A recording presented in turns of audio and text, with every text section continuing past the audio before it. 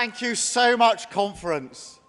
I've waited 17 months, 25 days and 2 hours to appear in front of you in this hall as leader of our great party.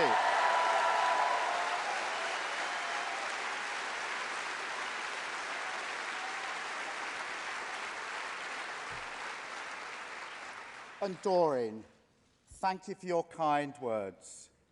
Thank you for everything you've done for criminal justice. Thank you for everything you've done for our party. I'm so proud to call you my friend. Thank you, Doreen.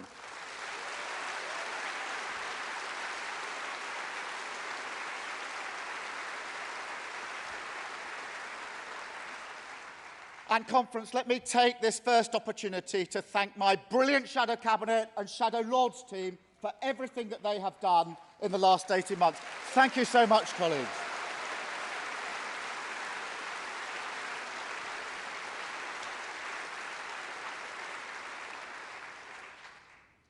And Louise Ellman, welcome home.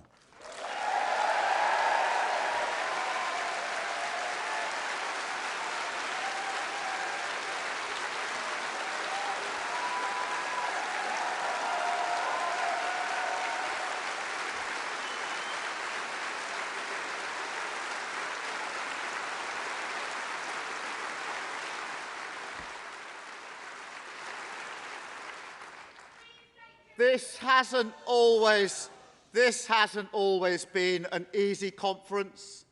Sunday was particularly nerve-wracking, but then the results started coming through. Arsenal 3, Tottenham 1.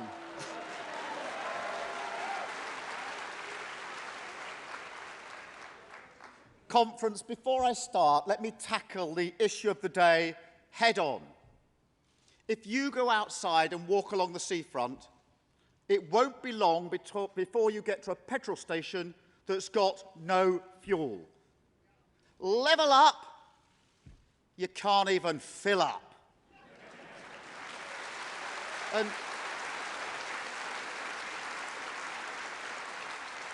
And conference, doesn't that just tell you everything you need to know about this government? Ignoring the problem, blaming someone else, then coming up with a half-baked solution. Why do we suddenly have a shortage of HGV drivers? Why is there no plan in place? A tank of fuel already costs £10 more than it did at the start of the year. Gas and electricity bills up. Gaps in the supermarket shelves. Rent up, especially for those on the lowest incomes. Yet this is the very moment the government is putting up tax on working people, putting up tax on small business, and shamefully slashing universal credit, the lifeline for 6 million families.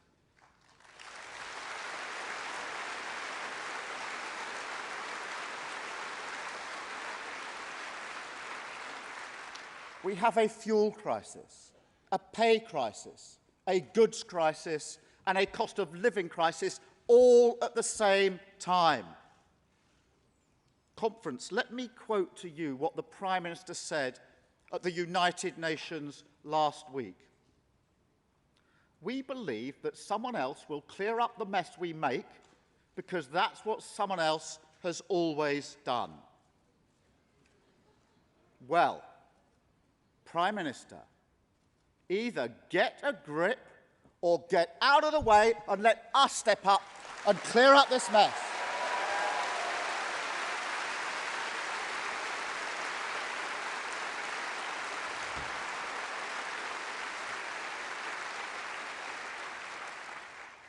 This is our first full conference since the 2019 general election, in which we suffered our worst defeat since 1935.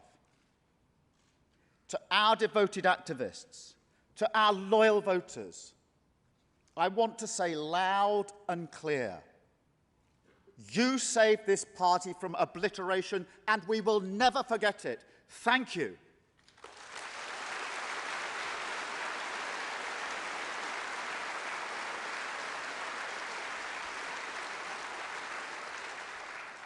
But my job as leader is not just to say thank you to the voters that stayed with us. It is to understand and to persuade the voters who rejected us. To those Labour voters who said their grandparents would turn in their graves, but they couldn't trust us with high office. To those who reluctantly chose the Tories because they didn't believe that our promises were credible. To the voters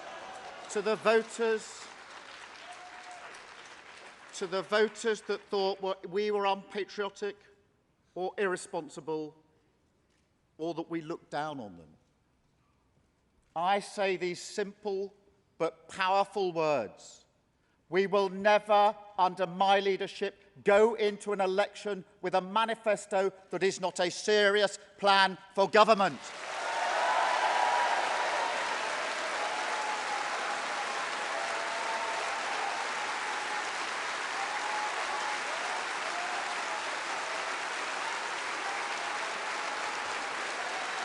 Thank you.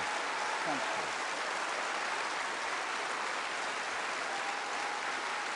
Thank you.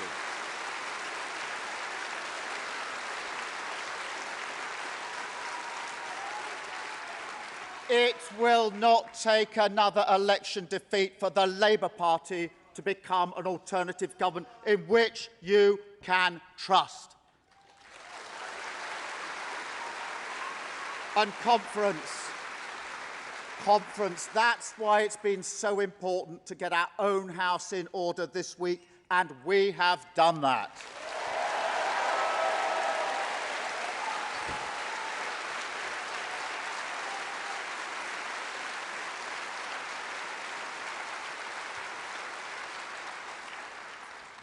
This is a... At this time on a Wednesday, it's normally the Tories that are heckling me. Doesn't bother me then. Won't bother me now.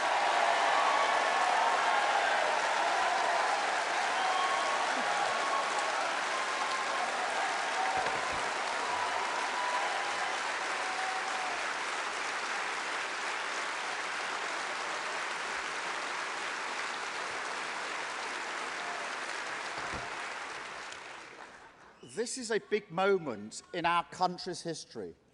We will look back at this moment and we'll ask, how did the nation rebuild after the pandemic? Did we learn? Did we use the crisis to make the future? I see a government lost in the woods with two paths beckoning. One path leads back where we came from. None of the lessons of COVID are learned. The flaws that were brutally exposed by the pandemic all worsen. Childhood poverty increases. The crisis in social care gets worse. The housing market still broken. Slow and steady decline. But there's another path down which we do address the chronic problems revealed by COVID with the kindness and the togetherness that got us through. That path leads to a future in which a smart government enlists the brilliance of scientific invention to create a prosperous economy and a contribution society in which everyone has their role to play. It will be a future in which we make an opportunity out of tackling the climate crisis, and in which Britain is once again a confident actor in the world. I believe in this country, and I believe we will go forward. Today, I want to tell you how. Today, I want to tell you where my passions were born and why I'm in politics. There are two rocks in my life, the two sources of what I believe to be right and good: family and work. I'm not from a privileged background. My dad was a tool maker, although in a way, so was Boris Johnson's.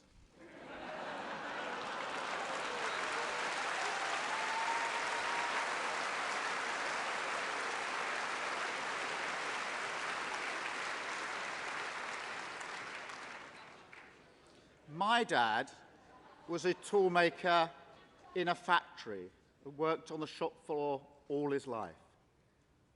He gave me a deep respect for the dignity of work. There are some lines from Auden that capture the beauty of skilled work. You need not see what someone is doing to know if it's his vocation. You only have to watch his eyes. How beautiful it is, that eye on the object look. I saw that eye on the object look in my dad. The pride that good work brings. It puts food on the table and it provides a sense of dignity. So when I hear that this country is creating so many low-paid jobs, and when I tell you that good work and fair growth will be the priority for a Labour government, I haven't learnt this in some political seminar. I learnt it around the kitchen table. I learnt it at home from my dad. How pride derives from work. How work is the bedrock of a good economy. And how a good economy is an essential partner of a good society. That is why I am so proud to lead a party whose name is Labour.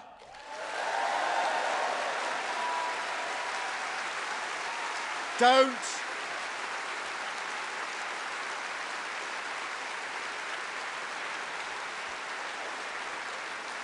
forget it. Don't forget it. Labour, the party of working people.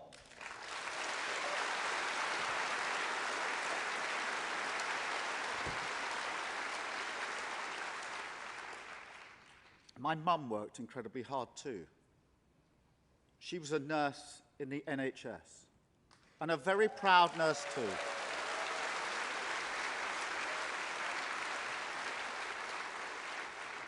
I got from my mum an ethic of service. But my mum was also, unfortunately, a long-term patient of the NHS. When she was young, she was diagnosed with Still's disease. It's a rare form of inflammatory arthritis which severely restricts mobility. This disease, along with the drugs she had to take to control it, took a very heavy toll. The NHS, that had been her livelihood, became her lifeline. There were times, many times, when Mum was so ill that she had to go into hospital. I remember going into the intensive care unit one day, as I often did. Mum's bed was a riot of tubes and temperature devices. I could sense the urgency in the conversations of the 4 nurses on my mum's bed. I knew, without being told, they were keeping her alive. I can hardly convey to you the emotion of seeing your mum in that condition. And there was a sort of horrible irony in the moment. I'd just picked up an award for work I'd done on the death penalty, which in my own way was about trying to save people's lives. I'd gone to the hospital hoping to tell my mum about it. And there, in front of me, those 4 nurses were working to save her life. When that long day was over, I thanked them for what they'd done. And they said to me, "We're just doing our job." And they were. They were doing their job for my mum that night, somebody else's mum the night before, somebody else's mum the night after. But that's not just a job, it's a calling. So when I think of the extraordinary dedication of doctors and nurses working to keep people alive as the COVID virus took hold, I know what that looks like. I understand what that means. So just as we stood on our doorsteps and applauded, let this conference ring out its approval to the NHS staff, truly the very best of us.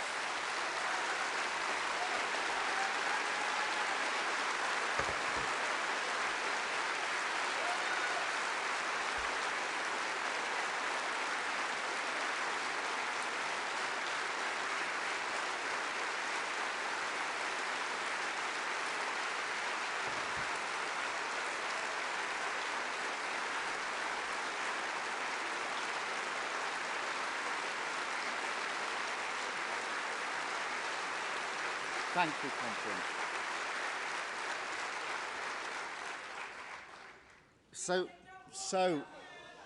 So, you see,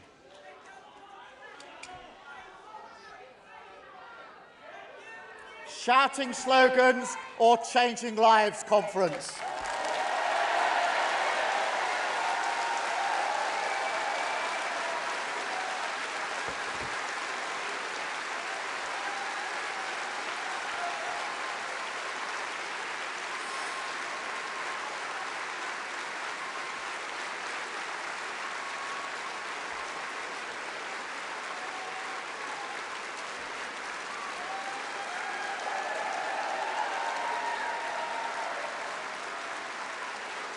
Thank you, Conference. Thank you, Conference. So you see, family life taught me about the dignity of work and the nobility of care. Conference, as I say, slogans or changing lives. Slogans, we can chant all day. We can chant all day.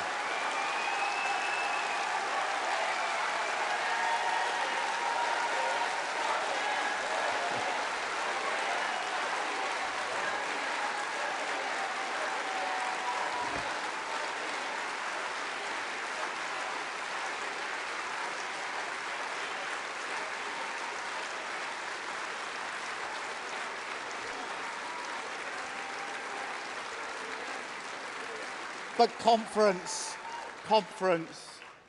even with a name like Keir, I was never one of those people reared for politics. I became the first person in my family to go to university. The first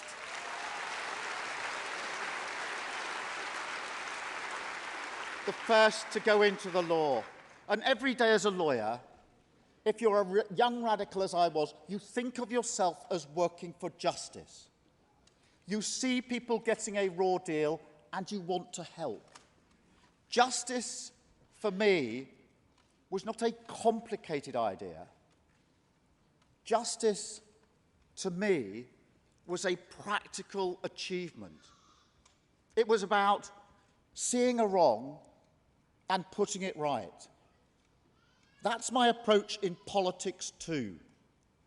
Down to earth, working out what's wrong, fixing it.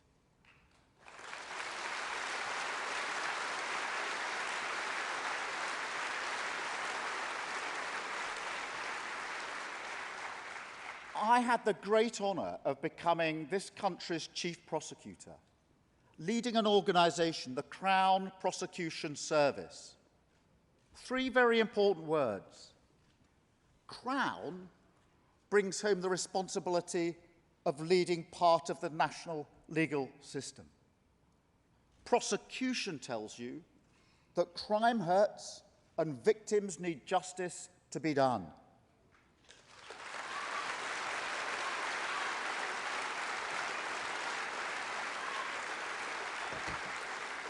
Service is a reminder that the job is bigger than your own career advancement.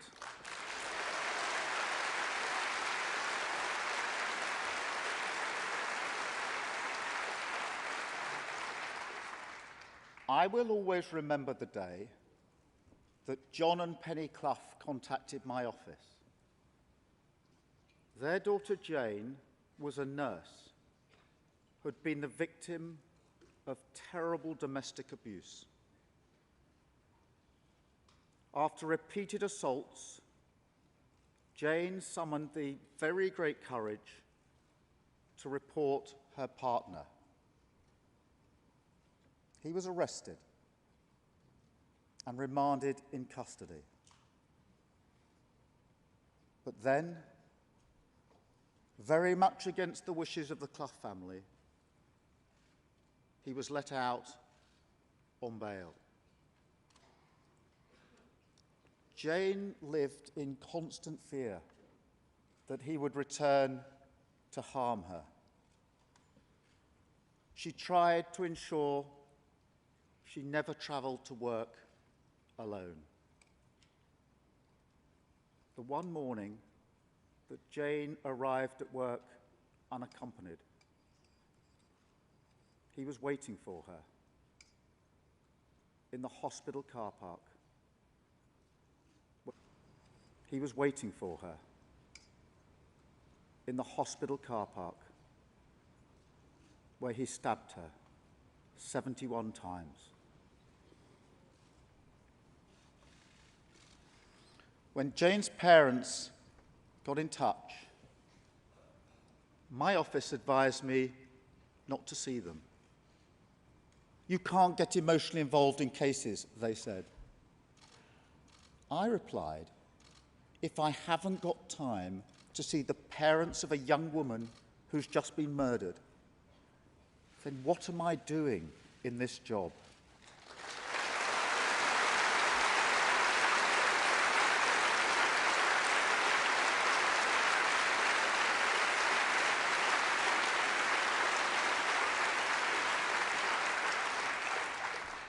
On the day that John and Penny were supposed to come and see me, to tell me about the cruel murder of their daughter and how the criminal justice system had let them down, my own daughter was born.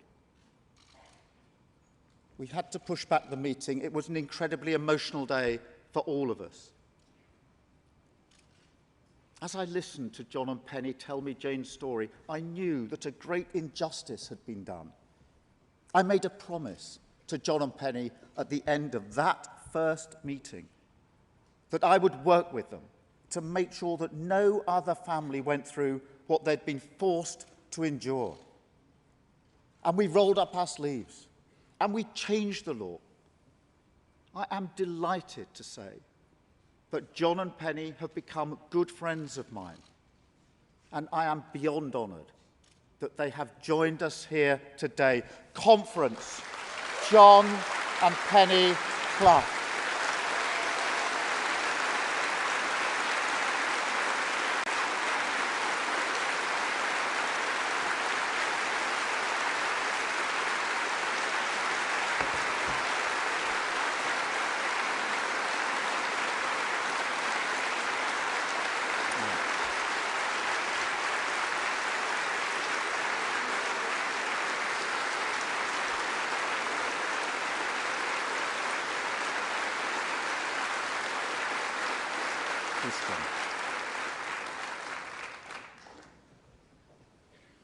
John and Penny taught me how to keep your dignity under severe pressure. Doreen Lawrence taught me the same lesson.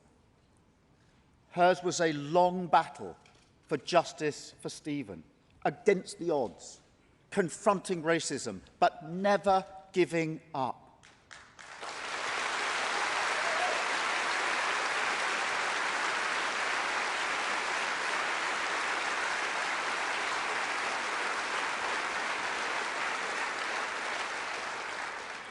Her courage and resilience over 28 years is impossible to describe in words.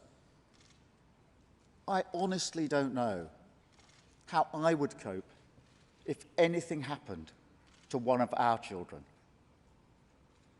I do know that I am humbled by John, by Penny, and by Doreen.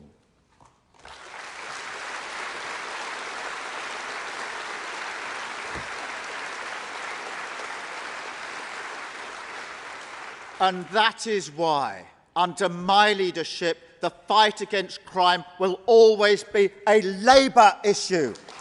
A Labour issue.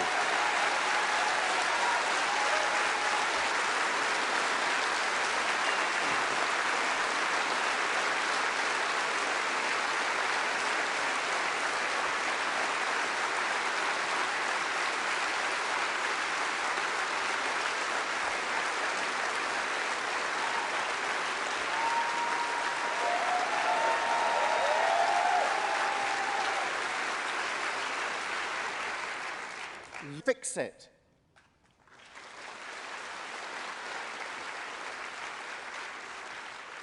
Conference, when I learned that 98% of reported rape cases don't end in a criminal charge, I couldn't believe it. I couldn't believe it. I asked my team to check the figures. That can't be right, I said. But it was. Shocking. So we will fast-track rape and serious sexual assault cases, and we will toughen sentences for rapists, stalkers, and domestic abusers.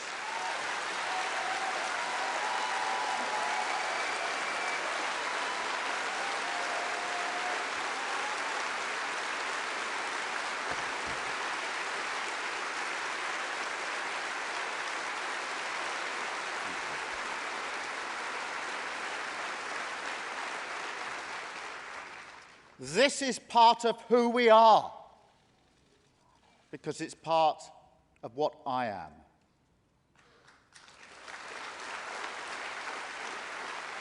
Today, conference, I'm here to tell you what I stand for. But I'll also tell you what I won't stand for. I won't stand for 2 million incidents of antisocial behaviour this year.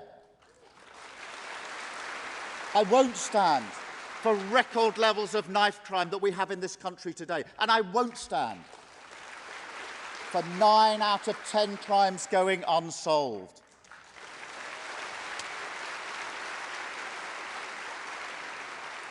Under the Tories, the criminal justice system is close to collapse. There's never been a bigger backlog in the Crown Courts. After 11 years of Tory government, we have lost more than 8,000 police officers. They pretend it doesn't make any difference. It does. Ask the workers on the day shift at Tata Steel in Wolverhampton. They told me about the repeated incidents in their neighbourhood. Or the young women I recently saw in Stoke, who told me that they dare not go out in their high street alone.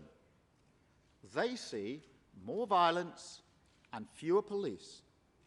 It's just common sense to put the two together. The Tories are letting you down, and I can promise you that will never happen under my leadership.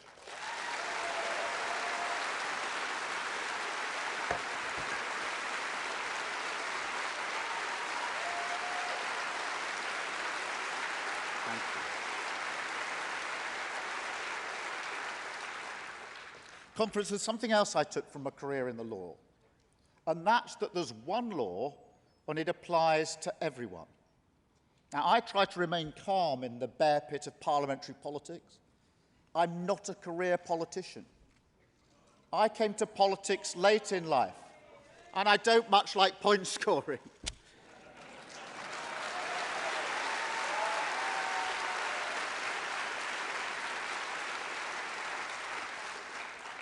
But the one thing about Boris Johnson that offends everything that I stand for is his assumption that the rules don't apply to him.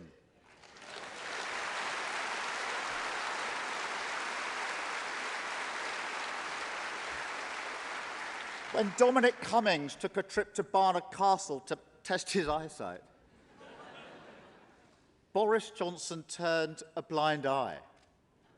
When Matt Hancock breached his own lockdown rules, Boris Johnson declared the matter closed. When I got pinged, I isolated. When Boris Johnson got pinged, he tried to ignore it. That's not how I do business.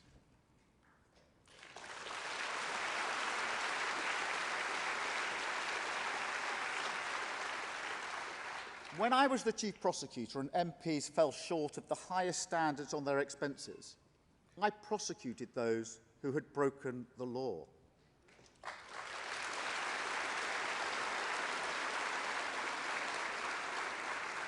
Politics has to be clean. Wrongdoing has to be punished.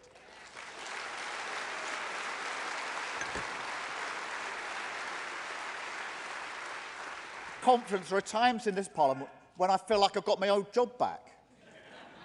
Contracts handed out to friends and donors. The former Prime Minister lobbying the Chancellor by text. Refurbishing Number 10 with a loan from an anonymous donor. On behalf of the public that cares about clearing up politics, I put this government on notice.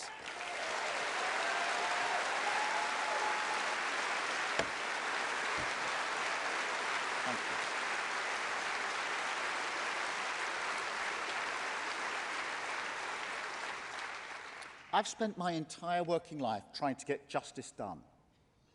In 2003, when I was working with the Policing Board of Northern Ireland, when I was learning up close just how hard it is to make a split-second life and death decision in a riot situation, as I worked with the police to create a lasting institution in accordance with the Good Friday Agreement, Boris Johnson was a guest on Top Gear, where, in reference to himself, he said to Jeremy Clarkson, "You can't rule out the possibility that beneath the elaborately constructed veneer of a blithering idiot lurks a blithering idiot."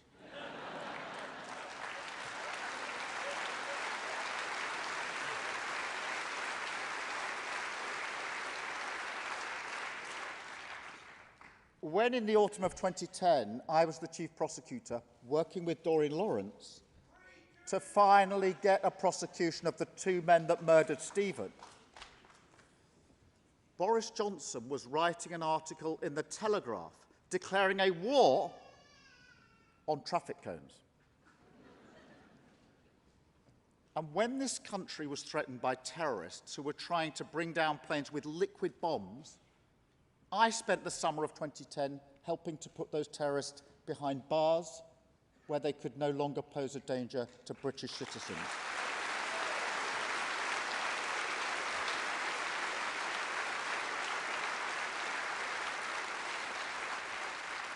And whilst I was doing that, what were you doing, Mr. Johnson? You were writing a piece defending your right not to wear a cycle helmet. Conference, it's easy to comfort yourself that your opponents are bad people.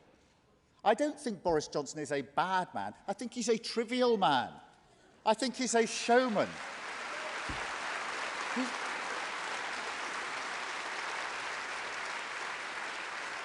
He's a showman with nothing left to show. He's a trickster who's performed his one trick. Once he'd said the words, "Get Brexit done," his plan ran out. There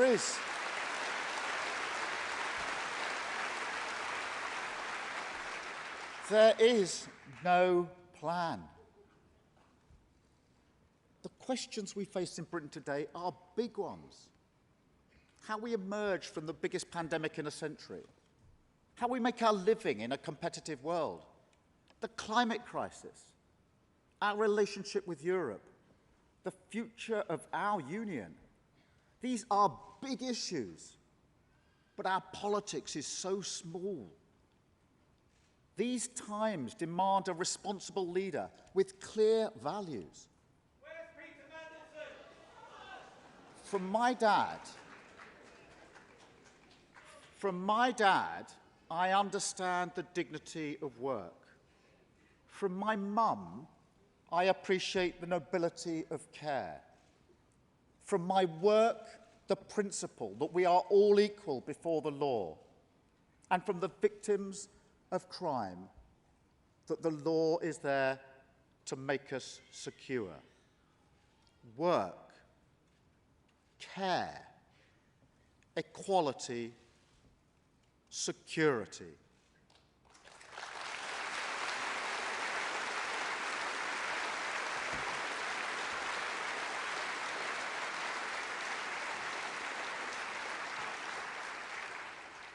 That's what I mean by justice, and that's what I've been aiming at all my working life. That's why I'm in politics, and those are the values this country needs as we first seek to recover from the pandemic, and then to look with excitement and anticipation at the path that beckons us to retool Britain for the future, to make this nation anew.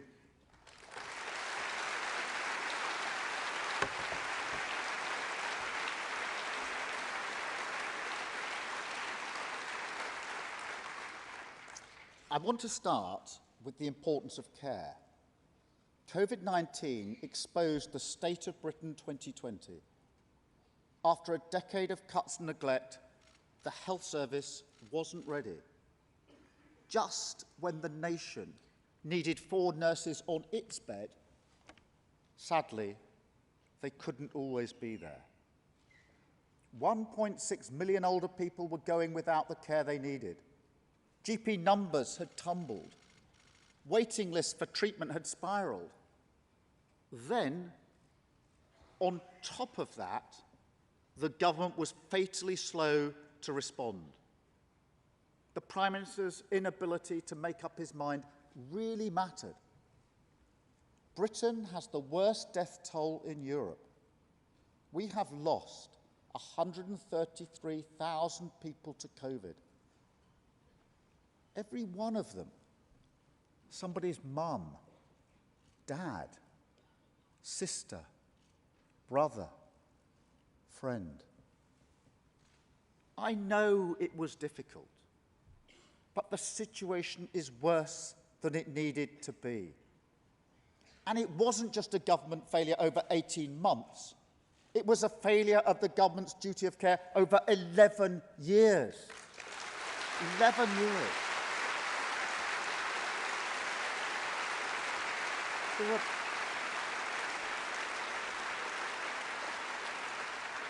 There are cracks in British society, and COVID seeped into them.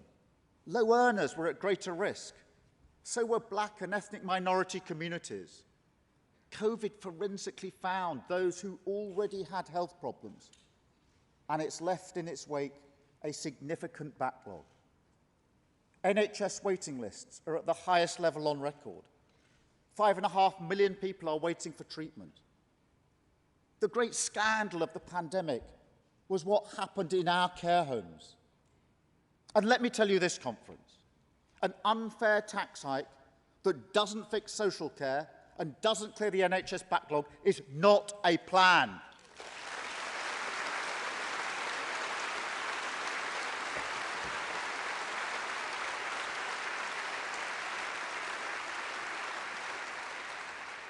We know that people will still be forced to sell their homes for care. Working people will have to pay more. But there's still no plan. A plan would prevent problems before they bite. A plan would provide care at home, where people are.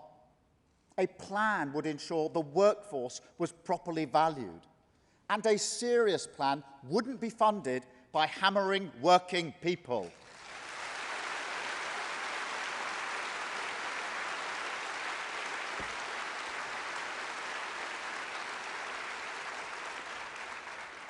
There is no doubt that the NHS needs more money, and a Labour government will always fund the NHS properly.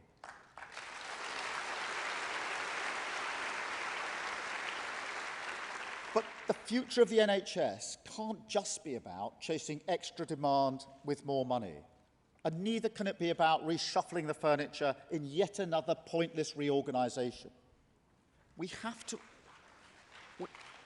to understand the big moment that the NHS faces. In 1900, the average British person expected to live to the age of 48. Today, average life expectancy is 80. The number of people aged 65 and over in this country is growing 3 times faster than the number aged under 65. That is a wonderful achievement and the biggest test in the history of the NHS. No society in British history has been as old as our modern nations. Small politics will no longer do. I want Britain to be the healthiest nation on earth. So let me tell you what Labour would do. We would shift the priority of the NHS away from emergency care towards prevention.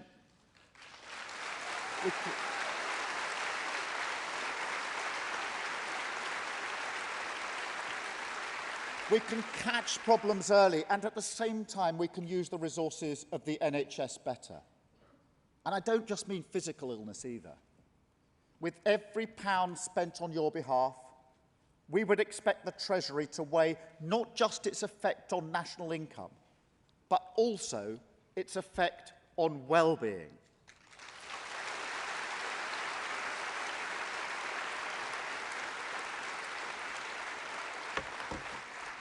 Now, let me give you an example.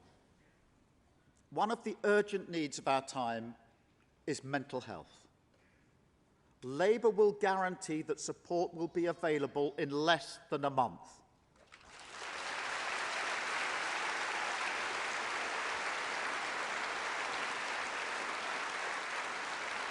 We will recruit the mental health staff that we need. Over 8,500 more mental health professionals supporting 1 million more people every year.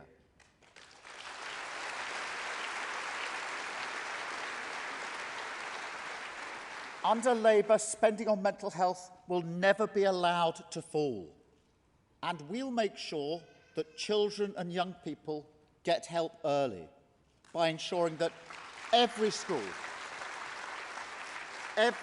has specialist support and every community has an open access mental health hub.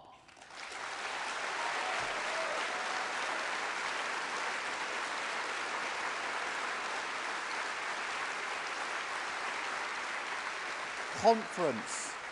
This is prevention in action, helping young people looking after their well-being. It's the principle my mum taught me, the principle of care. Let me give you a flavour of what care will look like in the future. I was at University College Hospital in London recently. An orthopaedic surgeon told me about a robot. This robot sits on the operating theatre, making sure every incision is just right. The surgeon can't go wrong because the robot works an override system, a bit like driving a car with a driving instructor. The doctor and the robot working together are so efficient that patients can be discharged a whole day early. Over time, that means thousands of hospital beds are freed up. The range of possibility is bewildering. Precision editing of the genome will help us wipe out pathogens. The science of robotics and exoskeletons will help patients who are struggling to move. Virtual reality is being used to alleviate suffering of post-surgical pain. I could talk about this all day. I promise I won't. I don't pretend to understand all the medical science, but as politicians, we have to recognise the scale of what's happening and put the power of smart government behind it.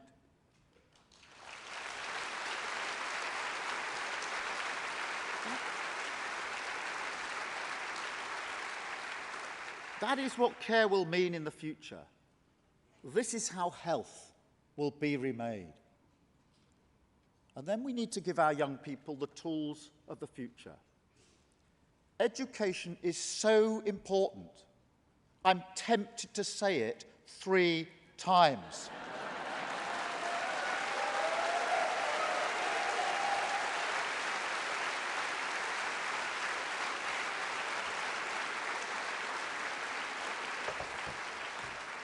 When you don't invest in young people, the whole nation suffers, and the less fortunate get behind.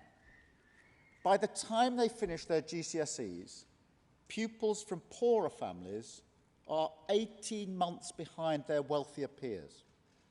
That's right, 18 months. The pandemic showed that you can't trust the Tories with the education of our children. Children on free school meals going hungry.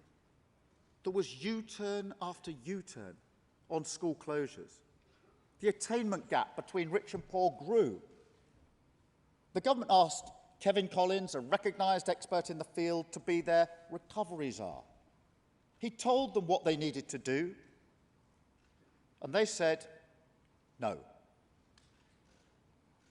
When he saw the government plans, which he described as feeble, Mr. Collins had no option but to resign. If you can't level up our children, you are not serious about levelling up at all.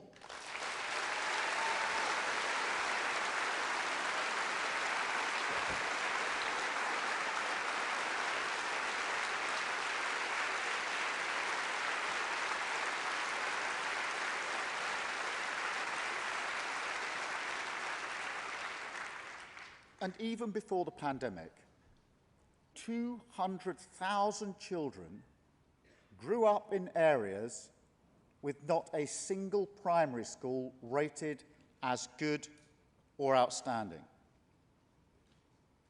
Just think about that. Not a single primary school rated as good or outstanding. I want every parent in the country to be able to send their child to a great state school.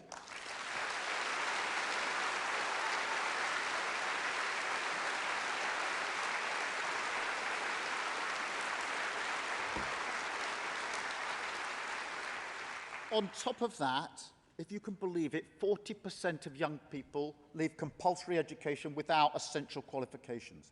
What does that say about their future?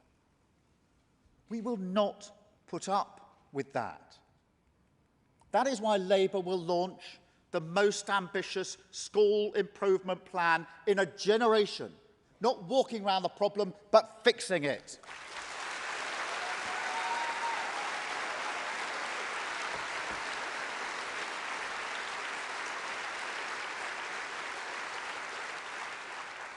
Under Labour, education will recover. But education needs to do more than just recover. It needs to be pointed in the direction I took from my dad, towards skill, towards work. Employers in all sectors tell me that they need well-rounded young people skilled in life, ready for work, young people who can communicate and work in a team. That's why it's stupid to allow theatre, drama and music to collapse in state schools.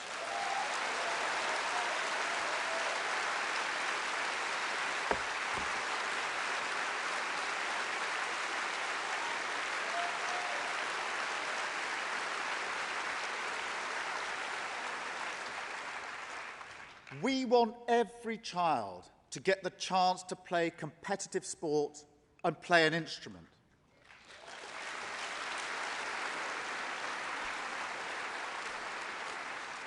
When I was at school, I had music lessons with Fatboy Slim. I can't promise that for everyone, not even here in Brighton. But I can promise that Labour, as the name tells you, will make a priority of getting this country ready for work. That's why we will focus on practical life skills. We will reinstate 2 weeks of compulsory work experience, and we will guarantee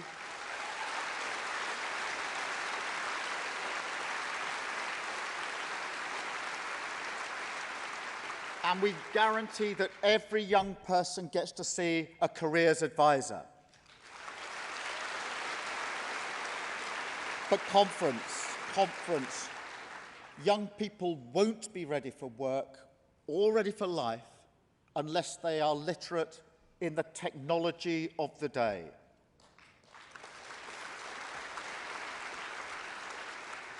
Fewer than half of British employers believe young people have the right digital skills. We do much worse in computer skills than most of our economic rivals. That is why Labour will write a curriculum for tomorrow.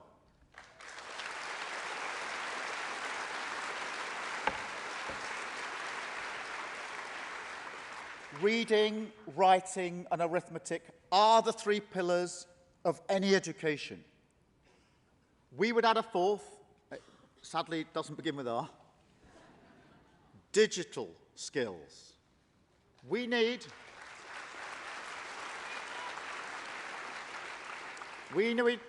to ensure that every child emerged from school ready for work and ready for life. And conference. As in health, so too in education. We can work by the light of new technology. Machine learning can cater for individual work styles. Artificial intelligence can help tuition, especially for students with special needs. Cloud computing has brought the archive of the best that's been said and done to the handset of every student. There is so much possibility, and all we have to do is to learn to adapt.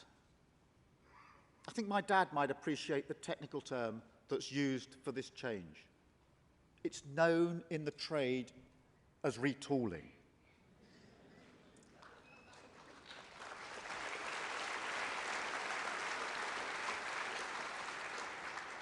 And conference, what is the small Tory idea to respond to this change? They want to reintroduce Latin in state schools. So let me put this crisis in the only language that Boris Johnson will understand. Carpe diem. Seize the day. Seize the day.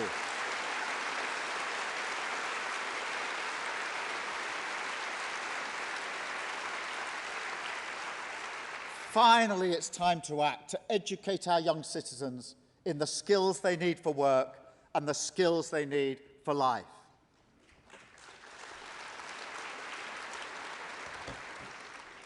A society that cares, an education system that fosters the skills. That's the foundation of an economy that works. In his great study, The Wealth and Poverty of Nations, David Landis explains why Britain was home to the first industrial revolution. The perfect home for growth, said Landis, had responsive, honest government. I'll say no more about that just at the moment. It tended to favour the new over the old, enterprise over conservatism. It spread the rewards evenly to make sure most of the talents were recognised all of the time. But the most important factor of all, the lesson we need to relearn, was that Britain led the world in the technology of the day. The flying shuttle, the spinning jenny, the power of the loom, these inventions were once the wave of the future. In textiles, iron, energy and power, Britain was a pioneer. I know that with Labour, we can do that again. But every day we waste, with a government with no industrial strategy, we're falling further behind. A scientific revolution is happening around us. But if we don't have a government ready to remake the nation, the opportunity will pass us by. Already, too many people are shut out of economic reward. We once took it for granted that our children would enjoy more than their parents. That idea drove my mum and dad. It comforted them that whatever the ups and downs of life, they were living in and contributing to a better society. But after 10 years of the Tories, we've lost this. We have 5.7 million people in low-paid and insecure work. Workers in transport, care, education and the utilities. These were the people who kept the show on the road during the pandemic. And their reward is continued low pay and job insecurity. The millennial generation, clustered in low-paid jobs, will be the first generation to have lower lifetime earnings than the one that went before. After a decade of the Conservatives, we have an economy with historically low rates of investment. Since 2010, in the Investment League of 170 nations, Britain comes in a miserable 150th. Labour will work with sectors which are strong: pharmaceuticals, materials, defence, chemical engineering, consumer goods, environmental technology, transport and biotechnology. Under Labour's Buy, Make and Sell in Britain programme, there will be more local procurement. The towns that were the crucibles of the original industrial revolution need to be revived in the next. The coal and cotton towns of Lancashire, the wool towns of Yorkshire,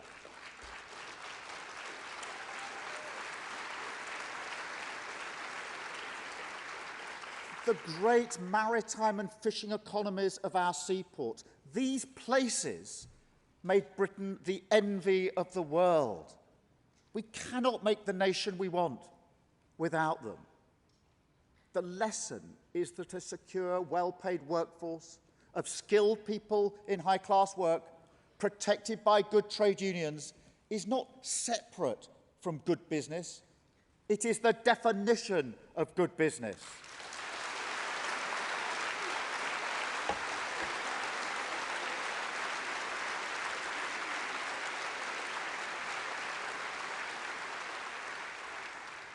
And good business and good government are partners. I have no doubt that the small businesses of this country are the next generation wealth creators. I want to see enterprising, creative companies. I want to see them make a profit and employ more people. I want to create the conditions in which inventive small businesses can grow into inventive big businesses. But we don't give ourselves the best chance. I've lost count of how many business leaders have told me that they wish their time horizon could be longer. So when I say that Labour pledges to change the priority duty of directors to make the long-term success of the company the main priority, we will do it with the blessing of British business.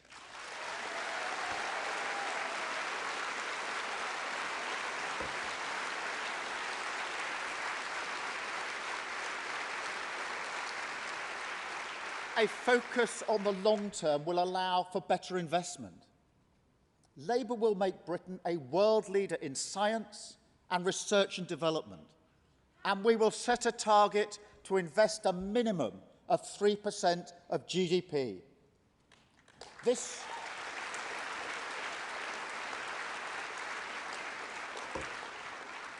nation will not grow with the low wages, low standard, low productivity of the Tories. I'm determined we're going to change this by investing in our businesses, by unleashing our creativity, by bringing forward the New Deal for working people launched by Angela on Saturday.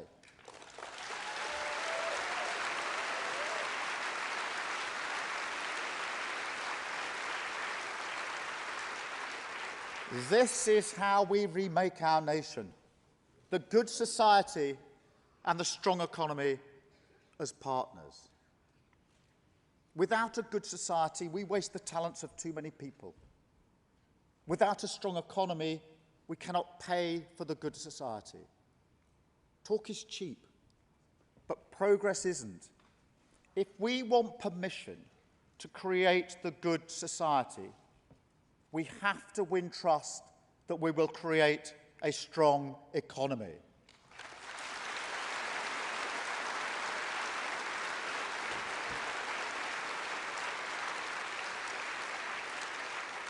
The economic inheritance from the Tories will be appalling.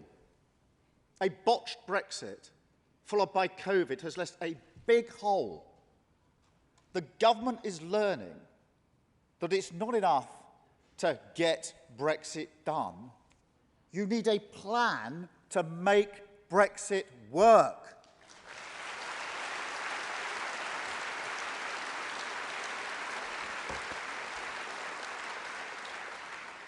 I do see a way forward after Brexit.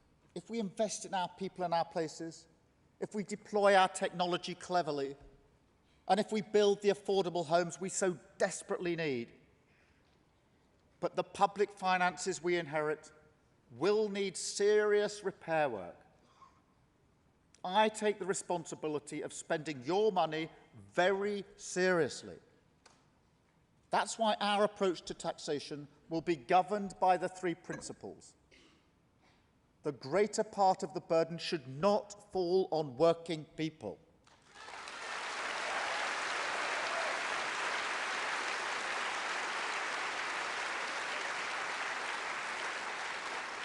The balance between smaller and larger businesses should be fair. And we will chase down every penny to ensure that people, working people paying their taxes, always get value for money.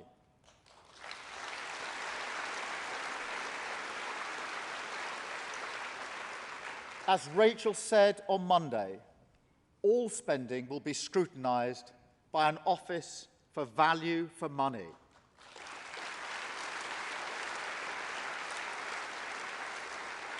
There will be no promises we can't keep or commitments we can't pay for. Too often in the history of this party, our dream of the good society falls foul of the belief that we will not run a strong economy. But you don't get one without the other. And under my leadership, we are committed to both.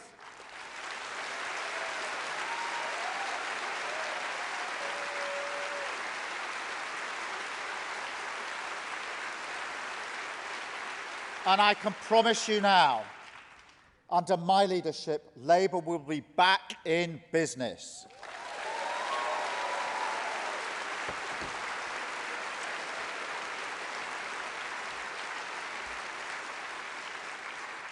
And let me give you an example of how this template can work. Let's take the hardest question and the biggest issue of our time. Climate change. Climate change.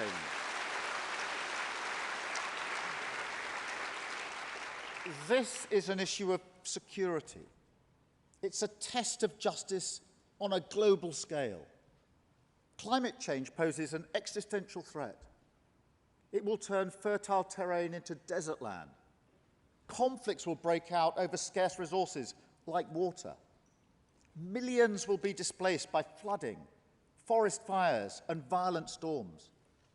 Time is short, and we have a duty to act.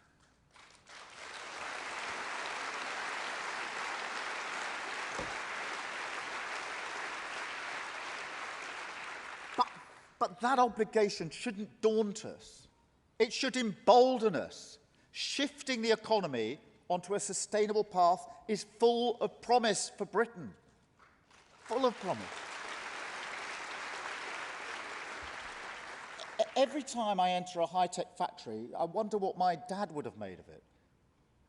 Not so long ago, We shaped metal by drilling it, milling it, and turning it.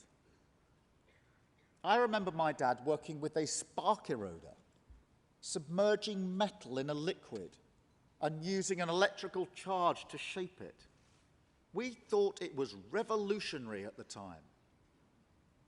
But at Airbus recently, where they're developing the world's next hydrogen wing, I saw them working with 3D engineering, literally shaping components by bringing together particles and matter in a way completely unimaginable in the factory my dad used to work in. I saw young apprentices in a fully unionized factory, proud of the skilled work that they were doing. And their pride came from knowing that they were at the heart of a revolution, building the next generation of hydrogen and battery planes. They felt like pioneers of flight, perched on the edge of a cliff, taking the risk, knowing that success for one of them would change the world. In Scotland, I saw the great potential of wind power at Whiteley Wind Farm. Yet conference of the 250 wind turbines at Whiteley, not one of them was made in Britain. From their manufacturing base in Fife, the workforce can see the turbines literally being towed in from places like Indonesia. The next generation of deep-sea wind turbines could be our opportunity. Skilled engineering, offshore work, sectors where we could lead the world if only we had a government willing to lead.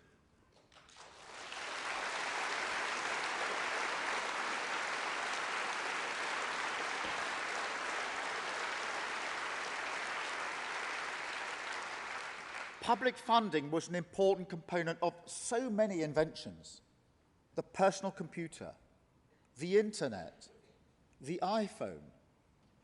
If only we funded science seriously, we could make a historic contribution to the battle against climate change. Action is needed, not in the future, but now.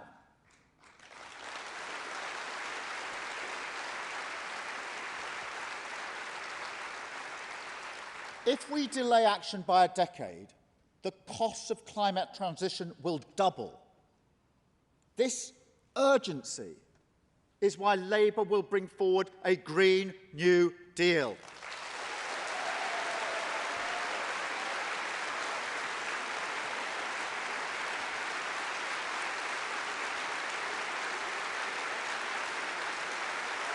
Thank you.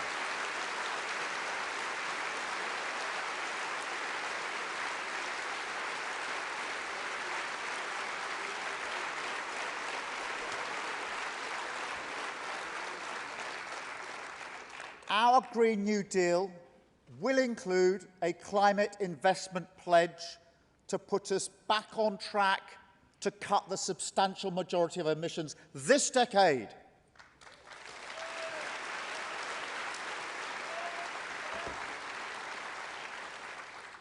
And if we're serious about climate change, we need to upgrade our homes. The Tories inherited plans from Labour to make every new home zero carbon. They scrapped them. They scrapped them. And now we have a crisis in energy prices. Emissions from homes have increased. And we have the least energy-efficient housing in Europe. So it will be Labour's national mission over the next decade to fit out every home that needs it, to make sure that it is warm, well-insulated and costs less to heat. And we'll create thousands of jobs in the process.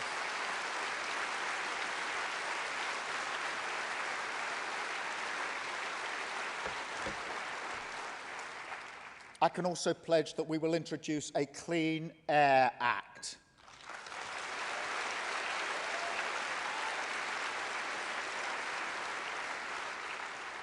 And everything we do in government will have to meet a net zero test to ensure that prosperity we enjoy does not come at the cost of our climate.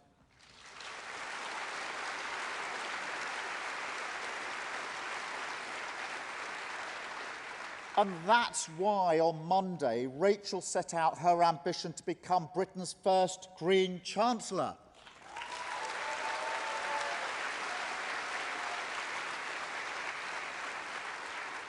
Committing the next Labour government to an additional 28 billion of capital investment in our country's green transition for each and every year of this decade.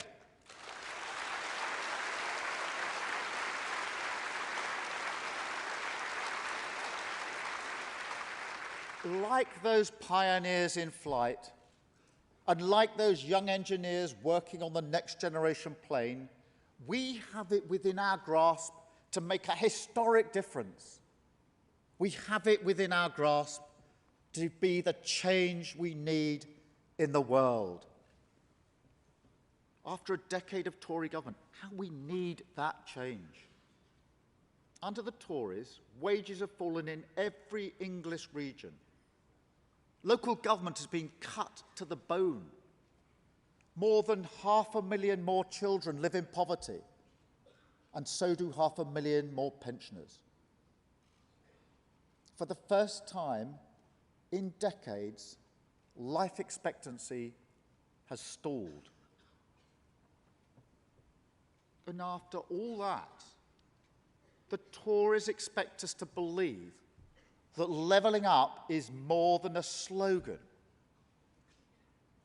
Well, let me offer the Conservative Party a lesson in levelling up. If they want to know how to do it, I suggest they take a look at our record the last time we were in government.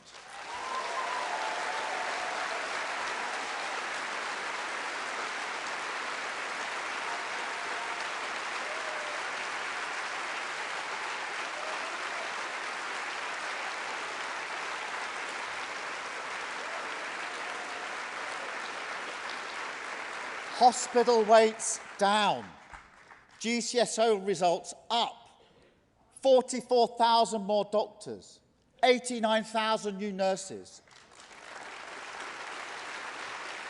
Child poverty down 1 million, pensioner poverty down 1 million.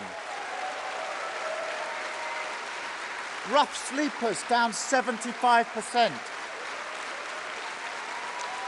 A national minimum wage.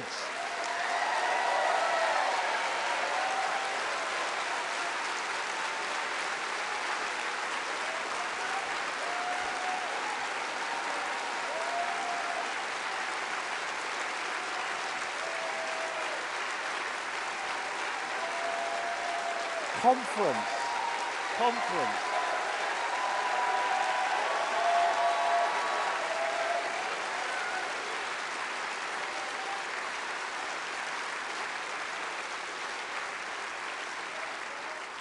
The OECD said that no nation had had a bigger rise in social mobility than Britain. You want levelling up? That's levelling up.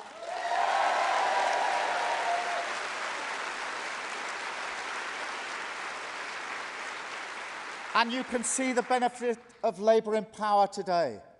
Look at what our fantastic metro mayors and local authority leaders are doing.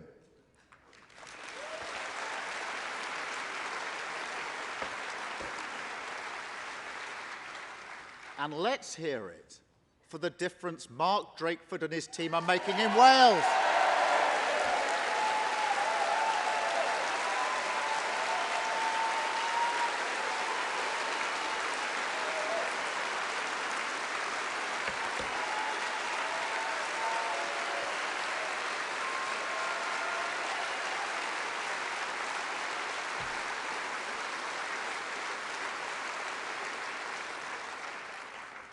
I have a great relationship with Mark, but I fear that it's under threat.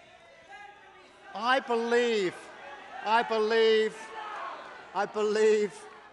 in the union of the nations on these islands.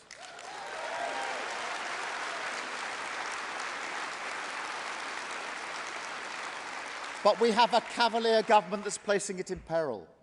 Scotland is in the unfortunate position of having two bad governments.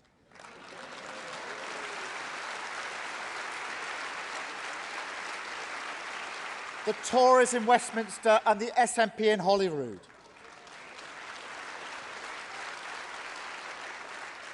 When Nicola Sturgeon took office, she said she wanted to be judged on her record. Well, these days, with the poorest in society less well educated and less healthy, and with the tragedy of so many drug-related deaths, we hear rather less about the SNP's record.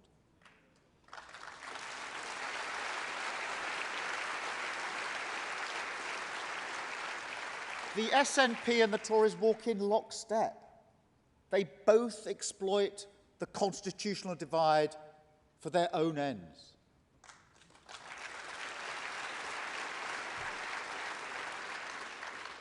Labour is the party that wants to bring our nations together.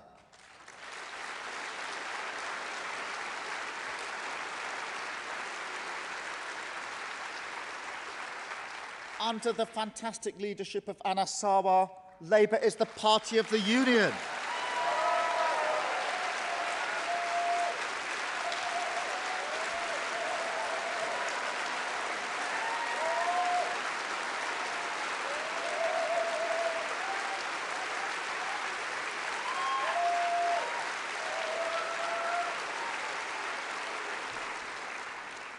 Because it's not just that divorce would be a costly disruption, although that's true.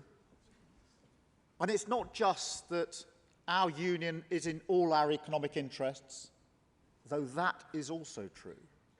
It's that we're more progressive together. We are more secure together. We're a more bigger presence in the world together.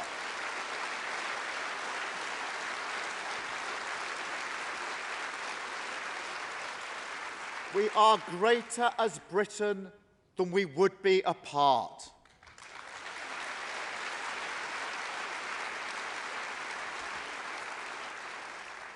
As Gordon Brown said recently, when a Welsh or Scottish woman gives blood, she doesn't demand an assurance that it must not go to an English patient.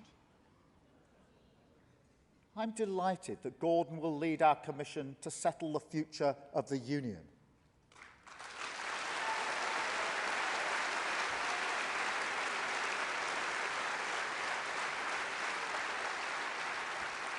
And I know that Gordon believes that if you look past the Tories' pathetic attempts to divide us in a culture war, you can glimpse a tolerant, progressive nation of which we can all be proud.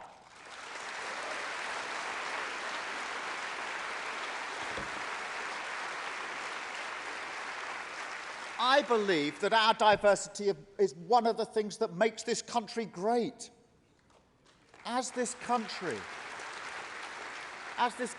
continues to change, as we slowly liberate the talents of more people, as we name and tackle discrimination, as we make a better place for people with disabilities, I believe we grow as a country.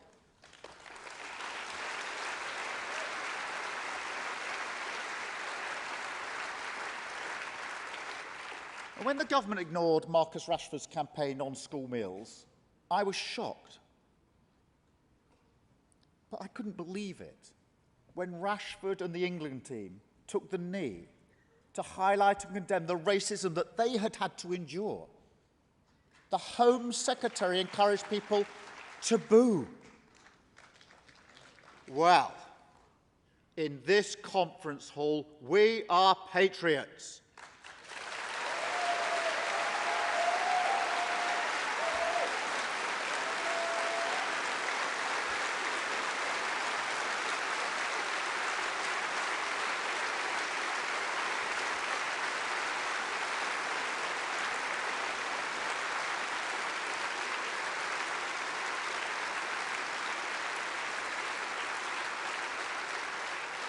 When we discuss the fine young men and women who represent all our nations, we don't boo, we get to our feet and we cheer.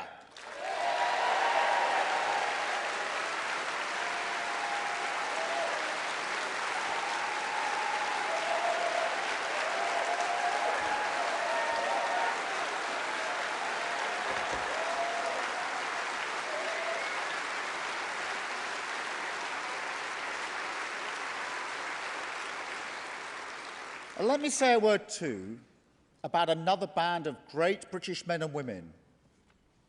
Our military put themselves in harm's way to protect our security. I am proud of them.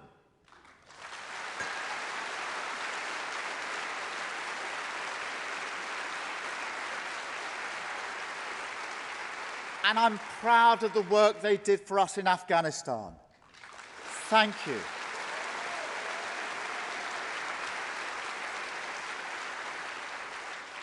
It grieves me to see Britain isolated and irrelevant. Labour is the party of NATO, the party of international alliances.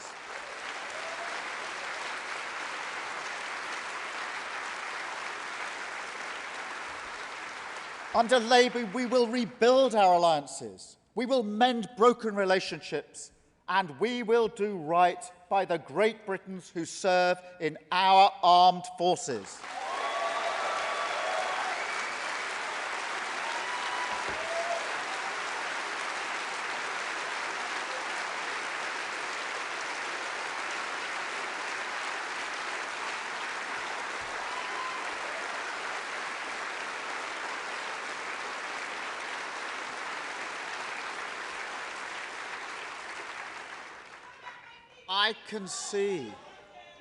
I can see the ways in which we can remake this nation. And that's what we get to do when we win.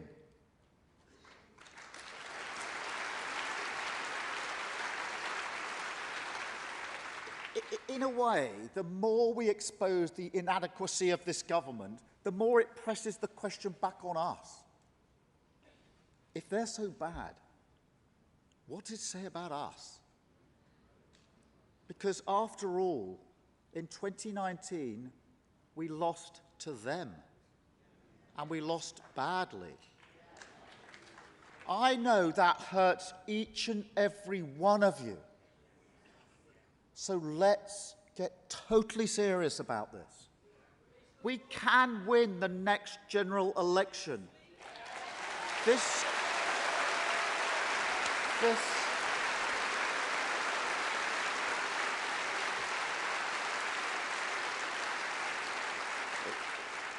government can't keep the fuel flowing. It can't keep the shelves stacked. And you've seen what Boris Johnson does when he wants more money. He goes straight to the wallets of working people. Labour is the party that's on the side of working people. So imagine, just imagine waking up the morning after the next election in the knowledge that you could start to write the next chapter in our nation's history, bending it towards the values that bring us year after year to this conference hall to seek a better way, proud in the knowledge that you were part of it.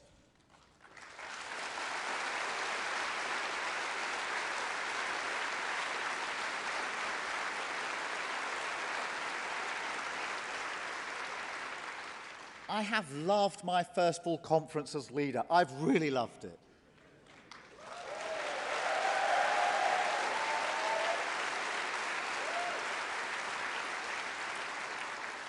But I don't want to go through the same routine every year. In a few short years from now, I want to be here with you, talking about the difference we're making, the problems we're fixing as a Labour government.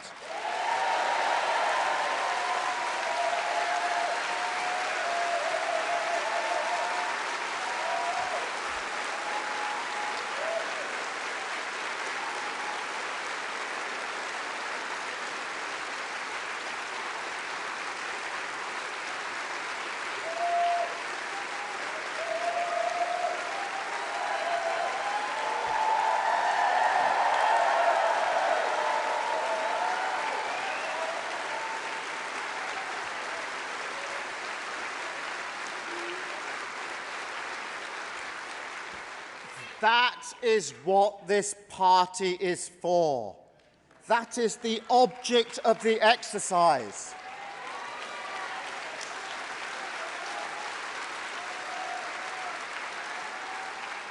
And as the leader of this party, I will always have that eye on the object look.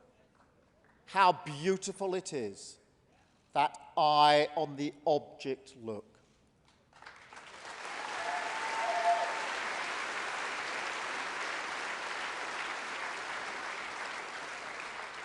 This is a big moment, a time of rapid change. The first pandemic in a century, the aftermath of Brexit to sort out, the urgent claim of the climate, then our own domestic questions, providing a secure job that pays a decent wage, a good school nearby, health and social care that you can rely on, a home you can afford. This is a big moment that demands leadership. Leadership founded on the principles that have informed my life and with which I honour where I have come from.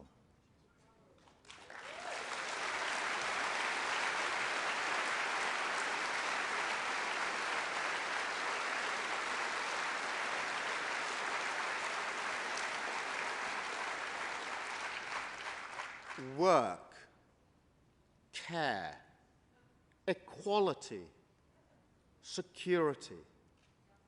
I think of these as British values. I think of them as the values that take you right to the heart of the British public. And that is where this party must always be.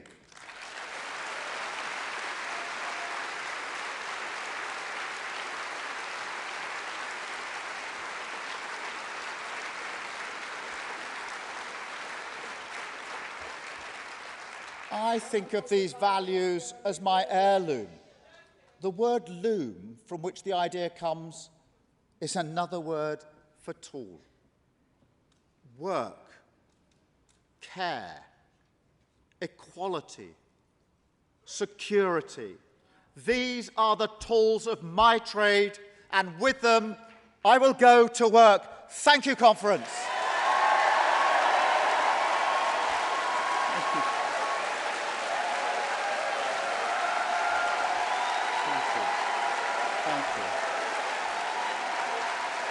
Thank you, Conference.